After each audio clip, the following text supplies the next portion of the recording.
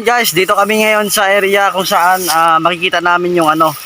前回までのあらすじ Yung inakay tsaka inahin ng kwago. Yung tinatawag na barn grass. Pool. So guys, nandito kami. Bale, ito yung bahay niya, ayan o. So, titingnan natin guys, yung sisew. Kasi nung nakaraan, itlog po ito. No? Itlog, tapos after 1 week, napisa na siya. So, ayan po guys, no? Titingnan lang natin. Hindi po namin kukunin. Ayan. Ayan po yun, no?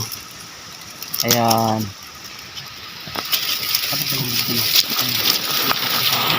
So, wala po yung nanay.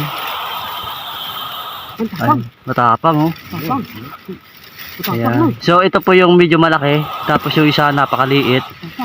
Tapos, ito isa. Yun yung pinakamalaki. Ayun.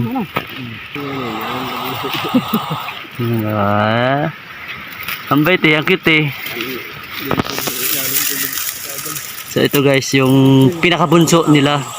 Ayan, so ganyan pala yung sisiw niyan guys, ng kwago. Nung kwagong, kwagong damo. Ayan.